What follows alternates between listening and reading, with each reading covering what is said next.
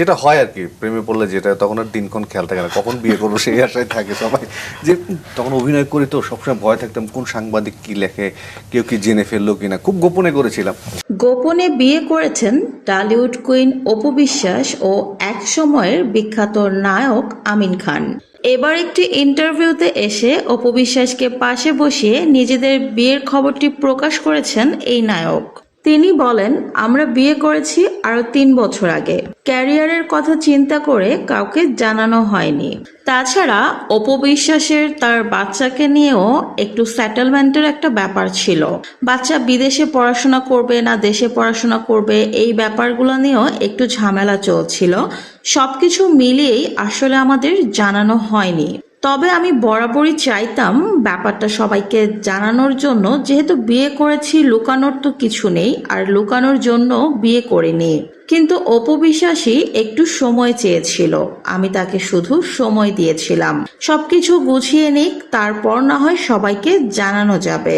আমিন খান বলেন, অপু বিশ্বাস আসলে খুবই লক্ষ্মী একটি মেয়ে, গুছিয়ে সংসার করতে পছন্দ করে। ঘরে বাহিরে দু জায়গায় খুব ভালোভাবে সবকিছু হ্যান্ডেল করতে পারে। কাজ এবং সংসার কোনোটার জন্যই সে কোনোটাকে বাদ রাখে না।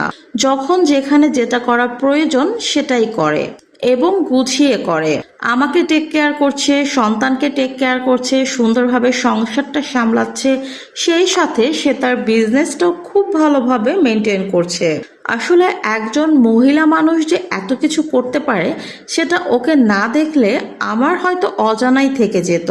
আমি যথাসম্ভব চেষ্টা করছি ওকে সুখে রাখার, কারণ ওর জীবনে অনেক বড় ধাক্কা খেয়েছে, অনেক কষ্ট সমস্যার সম্মুখীন হয়েছিল। সবকিছু জেনেই আমি ওকে গ্রহণ করেছি। আমি চাই ও ভালো থাকুক। পৃথিবীর সব সুখ এনে হয়তো দিতে পারবো না, তবে আমি চেষ্টা করব পৃথিবীর সবচেয়ে সুখী মানুষ হিসেবে ওকে রাখার। সাংবাদিক আমিন খানকে বলেন, অপু বিশ্বাসের একটা অতীত আছে, সে বিষয়টাকে আপনার কখনো খারাপ লেগেছে বা সেটা নিয়ে কি আপনাদের মাঝে মনোমালিন্য হয়েছে কখনো? উত্তরে আমিন খান বলেন, কখনোই না, আমি সবকিছু জেনেই ওকে গ্রহণ করেছি। সবচেয়ে বড় কথা, এর মাঝে অপুর কোনো দোষ নেই, ও সম্পূর্ণ নির্দোষ। একজন নির্দোষ মানুষকে আমি কেনই বা দোষী ভাবতে যাব, বা তার দায়ভার তাকেই বা আমি কেন দিতে যাব? আমরা দুজন বেশ ভালো আছি।